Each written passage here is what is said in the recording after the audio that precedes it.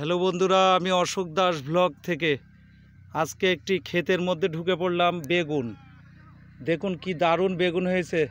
দাদা, এই ক্ষেতের বয়স কত এই বেগুন গাছের? 4 মাস। 4 মাস। তো দেখুন বন্ধুরা, কি দারুণ বেগুন হয়েছে। গাছের বেগুন তোলা শুরু হয়েছে? হ্যাঁ, শুরু হয়ে গেছে। বেগুন হচ্ছে, বেগুন ভালো হচ্ছে বন্ধুরা দেখুন, এই যে বেগুন, এই যে বেশ সুন্দর সাইজ ভালো হয়েছে, তাই না? হ্যাঁ দাদা, বেগুন সাইজ ভালো, বেগুন ধরন ভালো, বেগুন ফলন ভালো। বাহ বাহ বাহ বাহ। একটু এই বেগুনটা হাত দেন তো। এটাই এই তো বেগুন সবটাই হাত দেওয়া থেকে সব। বাহ বাহ বাহ বাহ। এই যে দেখুন বন্ধুরা, পাতার মধ্যে সব বেগুন। বাহ বাহ বাহ। সব বেগুনের মধ্যে। তো কবে তুলেছেন, এর মধ্যে ভেঙেছেন কবে বেগুন? কালকে তুলেছি। কালকে তুলেছি, আবার শনিবার তোলা হবে। আবার শনিবার, মানে হাটের দিন করে তোলেন, তাই তো? কি কি বার তুলতে হয় আপনার বেগুন? ও শনিবার। ও, এক একটা গাছে 5-6টা বেগুন দেখা যাচ্ছে। 500টা তো অবশ্যই, 500টায় বেশি হবে আরো। এত কি বল, নতুন গাছ ধরন আসছে। প্রত্যেকটা বেগুন গাছে কিন্তু বেগুন দেখা যাচ্ছে। প্রত্যেকটা হবে বেগুন, প্রত্যেক গাছ ধরন পেয়েছে আস্তে আস্তে। তো বন্ধুরা দেখুন, এই শীতকালের বেগুন কিন্তু দারুণ ফলন হয়, এবং এই শীতকালেই বেগুনটা পুরা খেতে ভালো লাগে। সব রকম সবজির সাথে বেগুন। ইলিশ মাছ হলে ভালো হয়, ইলিশ মাছ দিয়ে বেগুন তাহলে তো ভালো হয়। আচ্ছা আচ্ছা আচ্ছা। তো দাদা চাষি ভাই, ও ভালো চাষ করে। এই ক্ষেতগুলো আমি দেখি মাঝে মধ্যে। আপনাদের এর আগে এই ক্ষেতে কি লাগানো ছিল? ঝিঙে ছিল, লঙ্কা ছিল। ঝিঙে লঙ্কা ছিল।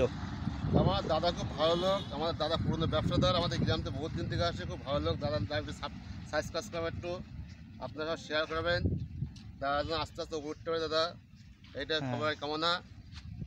তো বন্ধুরা দেখুন, আমি এই দাদার সাথে কথা বললাম, খুব ভালো লোক। এবার আমি এই সামনেটা একটু তুলে নিয়ে যাই। তো দাদার সাথে অবশ্যই। আর বেগুন খেতে হচ্ছে অনেক পয়সা খরচা, তাই না? খরচা হলো টাকা উঠে যাবে দাদা। টাকা ওঠে, হ্যাঁ। 10,000 খরচা করলে 20,000। বাহ বাহ বাহ বাহ বাহ।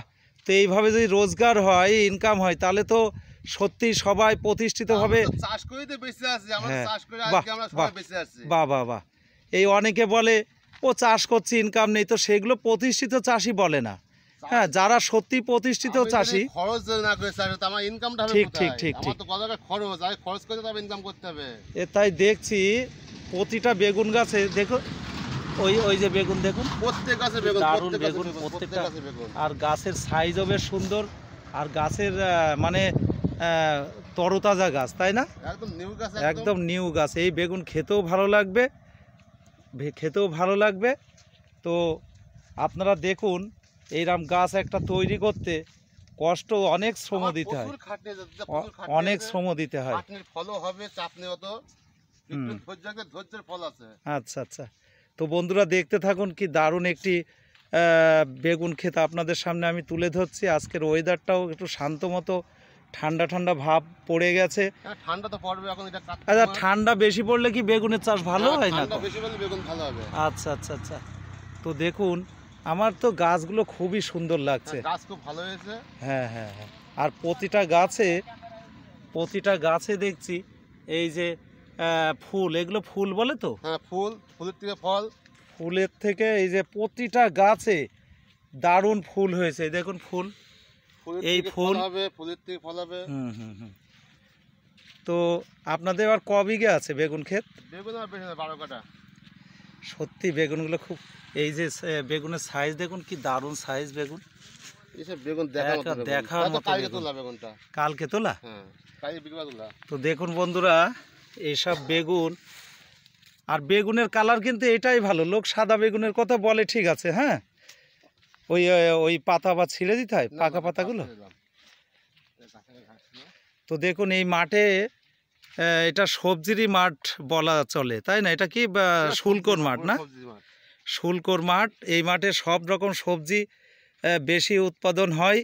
আর এখান থেকে যেমন আপনাদের গোপালনগর হাট, আবার কেউ কলকাতার দিকেও নিয়ে যাচ্ছে, তাই তো? কলকাতা সব জায়গায় কলকাতা যায়।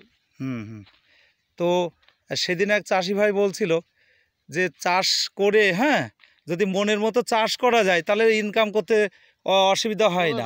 খরচ করতে কোনো চিন্তা হবে না। তা না, খরচ করলাম না, তার পরিচর্যা করলাম না, হ্যাঁ, তো সেই চাষে আমি কি করে মানে লাভ পাবো? এই বেগুনটা ওই নিচে ঠেকে গেছে না?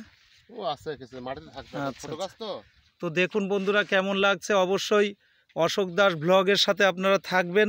যদি ভালো লাগে লাইক, শেয়ার এবং কমেন্ট, সাবস্ক্রাইব করে দেবেন।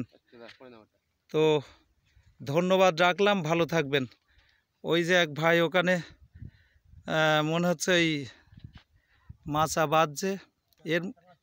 এই গাছগুলো, হ্যাঁ হ্যাঁ, এই গাছগুলো যাতে ডালগুলো এদিক ওদিক সরে না পড়ে, তার জন্য বাঁধন দিয়ে রাখলে বেগুনের একটা ওয়েট আছে, সেই ওয়েটে ডালগুলো ছড়িয়ে গেলে অসুবিধা হবে। তো অশোক দাস ব্লগের সাথে থাকবেন এবং সাবস্ক্রাইব করে দেবেন। ধন্যবাদ রাখলাম, ভালো থাকবেন।